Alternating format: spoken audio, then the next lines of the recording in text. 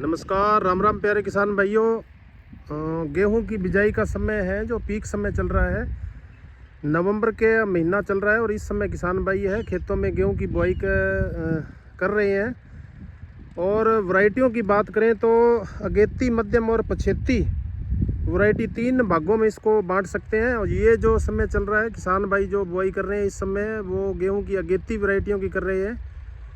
विशेष रूप से DBW की वैरायटियां हैं, उनकी बुआई चल रही है। DBW 303 है, DBW 327 है, DBW 222 है और DBW 187 है।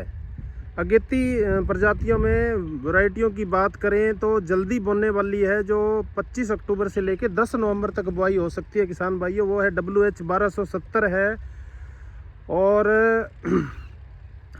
HD 2967 वैरायटी है, उसकी बुआई भी 25 अक्टूबर से लेकर 10 नवंबर तक बुआई कर सकते हैं। फिर भी मौसम में कुछ टेम्परेचर में बदलाव के साथ साथ में किसान बुआई 15 नवंबर तक इनकी बुआई कर सकते हैं। एक प्रगतिशील काश्तकार हमारे साथ जुड़े हुए हैं, उनसे बातचीत करते हैं कौन सी वैरायटी उन्होंने काम में ली है। नमस्कार जी। नमस्कार भाई साहब, नमस्कार। इनके खेत में जो बुआई जी चल रही है, शुभ नाम बताएं अपना।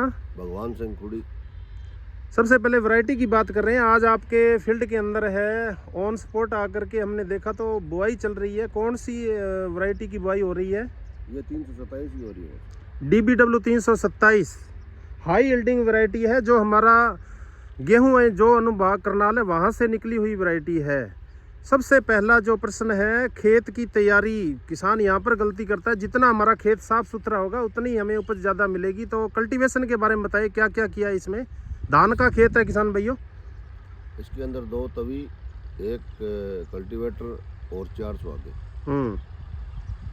4 सुहागे। खेत अच्छी प्रकार तैयार हुआ है। और बीज उपचार की बात कर लेते हैं। बीज उपचार में क्या क्या चीज़ें इस्तेमाल की?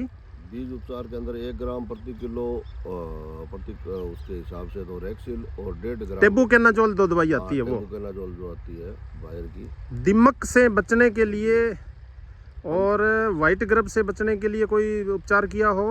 उसके लिए अमीडा क्लोराइड है, जो 1.5 ml प्रति केजी सीड के हिसाब से। इन 2 चीज़ों से आपने बीज उपचार किया। बहुत अच्छी बात है किसान भाइयों। जो भी हमें फाउंडेशन सर्टिफाइड सीड मिलते हैं उनके साथ में ही दवा आती है। नहीं आती है तो आप रेक्सिल दवा 1 ग्राम प्रति केजी के हिसाब से और 2 ml है जो अमीडा क्लोराइड प्रति केजी हिसाब से उपचारित कर लेते हो। इसके साथ साथ में नाइट्रोजन का सही उपभोग हो खेत के अंदर तो एजेक्टोबैक्टर के 200 ग्राम के पैकेट आते हैं, तो 10 ग्राम प्रति केजी हिसाब से आप एजेक्टोबैक्टर का भी प्रयोग करते हैं।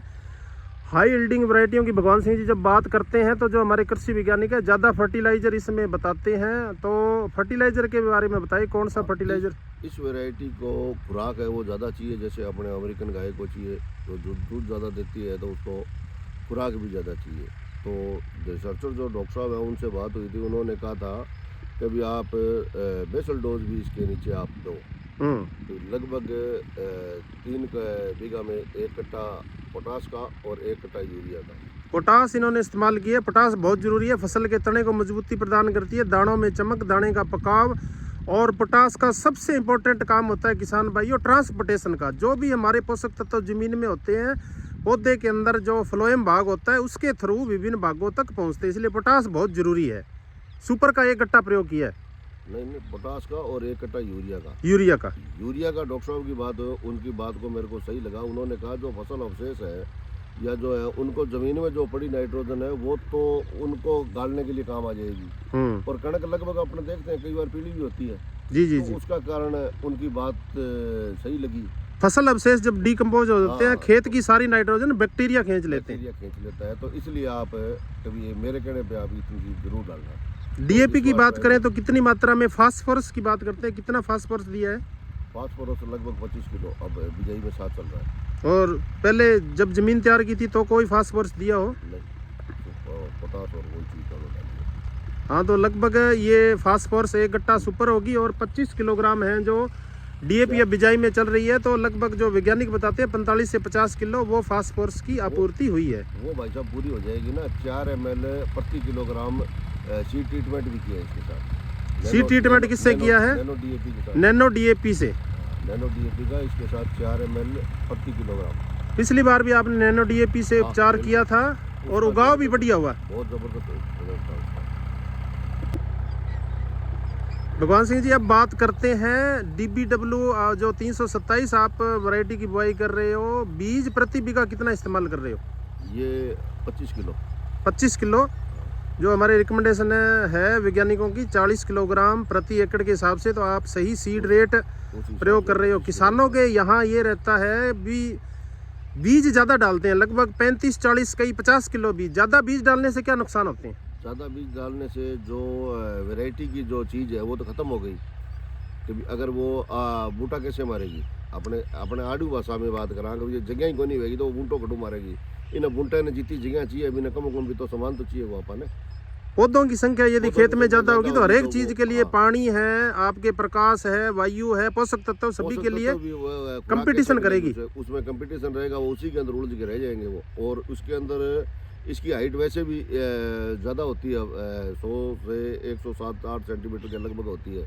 तो अगर वो इकट्ठे पौधे ज़्यादा होंगे तो उसकी हाइट और एक्स्ट्रा एक्सेस जाएगी। तो साइड में जगह नहीं मिलेगी तो ऊपर जाएगा वो पौधा।